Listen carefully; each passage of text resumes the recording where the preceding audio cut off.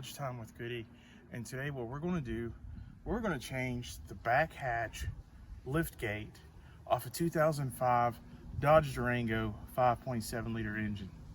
Let's get to it. Because of all the rust, it's all the way through the door pretty much. It's in really bad shape. You're going to want to disconnect the wiring harness, which is up here. And also there is a hose that supplies the windshield washer fluid to the back hatch, and that's going to need to be disconnected. So here's what we do first.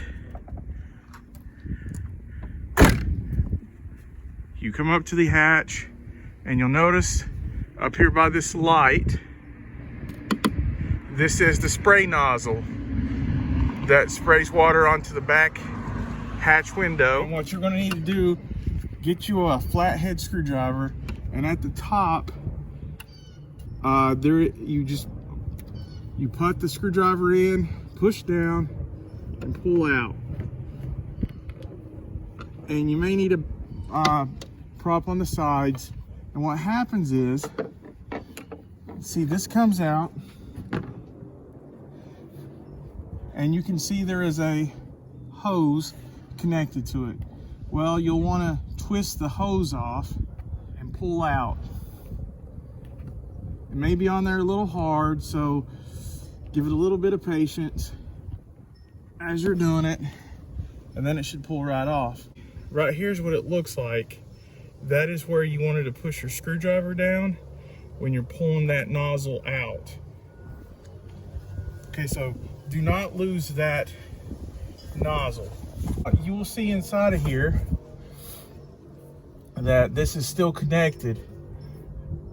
You'll want to take this little rubber piece and pop it off, and then pop this down like that. Now the water hose is disconnected. The next step is this. On this side toward the metal of the tailgate, what I'm going to do, I'm just going to use a regular screwdriver. Just know if you use a metal screwdriver, it could get scratched, and get it to where it's going to pop off. And I'm just going to pull outward and down a little bit like this. And this will take off the top of the paneling or bezel, whichever you want to call it. And that's what holds it on, are these little plastic pieces right here. I'm going to set that inside. But what you're going to need to do is right here, if you look closely, there'll be 4 plastic tabs, 2 on the bottom, one here, and one there, and one there. You're going to want to push these plastic tabs down so this will come out.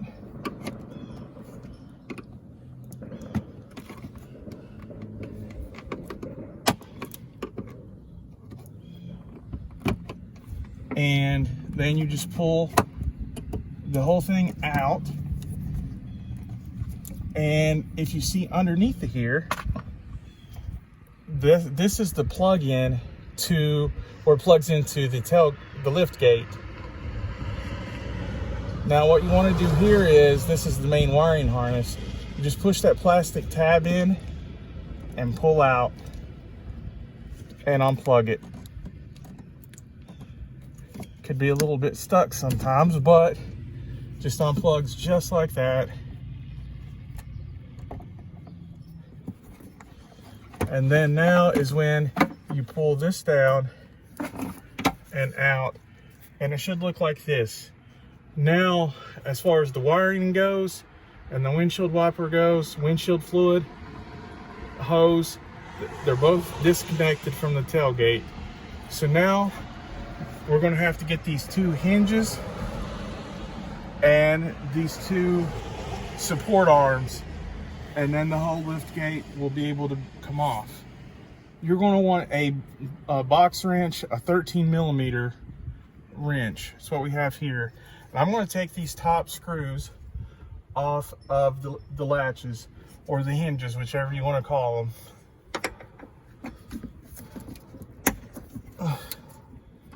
They could be on there a little tight, don't worry. Once you get the bolts broke, usually you can take these off by hand. Okay guys, what you're gonna need is a second person for when this latch starts coming loose. So, Hatch. to the lift gate, to the hatch, you're gonna want a second person, and I have that. Because you don't want this to fall on you, and after this we're gonna have to get the support struts off of here, support arms, support struts, whatever you want to call them. Starts coming off, you want to adjust the lift gate. If it starts moving a little bit or on level on you, you might have to adjust it a little bit to get your last screw out, and that's no problem. Okay, you might hear that little pop noise when it comes off. That means it's totally disconnected from the hinges now. Now, one of the last steps is the support arms right here. You see right here, there's a place for a tab for a screwdriver to go in. You'll put a regular flathead screwdriver in and you take off the metal band. It should come right off like that. And when it does, you pull that down. You got that up? Yeah, now come over here. You put the screwdriver in and you pop out this metal band. Comes right on out. Okay. Okay. Now you lay that down, and here's the second metal band. Need some help here.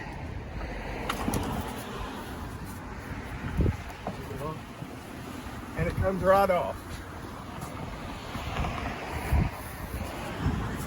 It takes two people to do this. It's a lot easier. And we'll see you in the house. Okay, next you're gonna need to remove this plastic bottom bezel here. And there's gonna be a Phillips screw on each side. So you just take a Phillips screwdriver and remove these two Phillips screws. And there's one on this side too.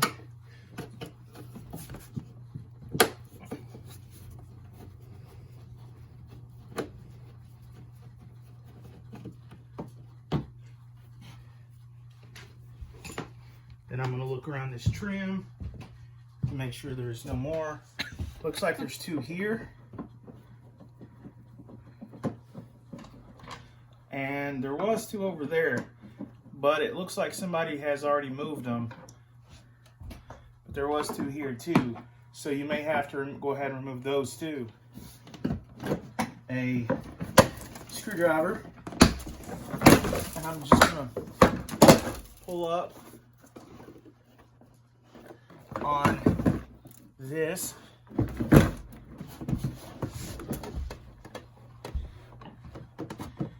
And I want you guys to see. Now, as I pulled the bezel out, you can clearly see there's rust in here. But you're going to have to disconnect this right here. This is to a light to the lift gate. If you guys can see it any better from that angle, there's a tab that needs to go to the right, and it needs to be pulled. And then there is this gray button that you push in, and you just pull back, and this bezel comes off. I'm going to set that up against here. Now we can inspect the damage to the old lift gate. And as you can see, all of this right here, all of this right here too, this is rust. It's already made it through the door on the other side, and it's just a matter of time before it makes it through all the way. Okay, now the next step I'm going to do is I'm going to harvest these old parts, the actuator, the lock, the wiper, motor, because I know those parts work, and the reason why we're changing this door out is because of the rust. And I can resell these old parts, and I can make some of my money back from buying a replacement door. Okay guys, what I'm going to do now is I'm going to put the bezel, the cover back on the bottom of the door. And in order to do that, I am going to hook this light. I'm going to hook this light back up.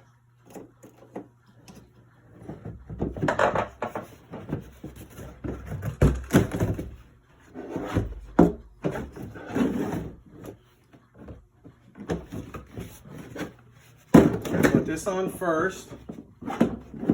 It slides right down over the actuator.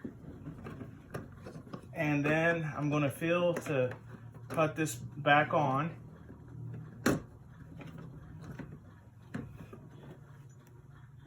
And then you push the tab back over that you saw earlier.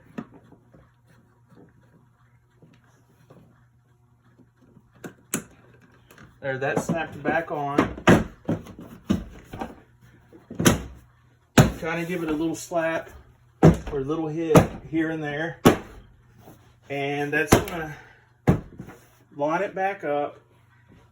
Then there's gonna be a screw hole here and a screw hole there.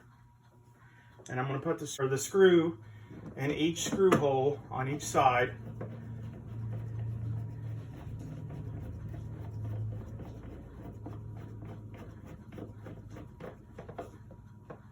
Make sure it's tight. Then I'm going to put one over on the left side here.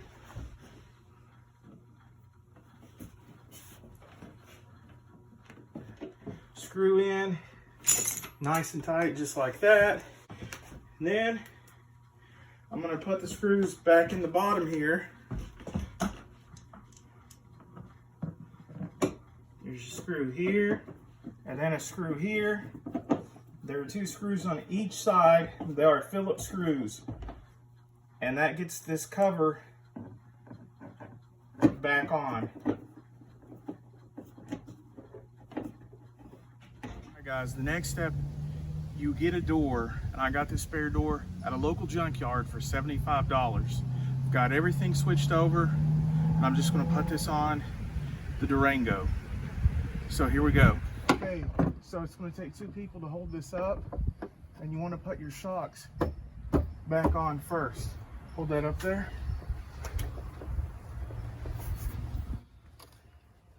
Those little metal rings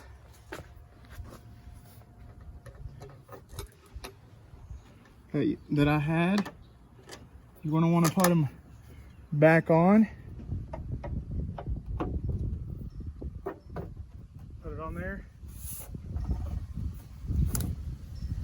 And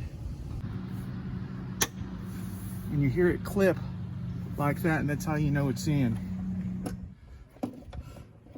So I got these things fingered tight. Remember, if you can't quite get these started, you can have you and your friend move the liftgate and latch back where you need it so you can get these bolts started. You don't want to cross thread them. Now there are 2 ways to do this. You can take the shock off first, or you don't have to, and you can just finger tighten these like I'm doing, and you can move it back and forth however you need to, and you can see it's got enough clearance, and it's going to start this bolt, and it's going to pull the liftgate down toward it as it tightens, whichever way you prefer.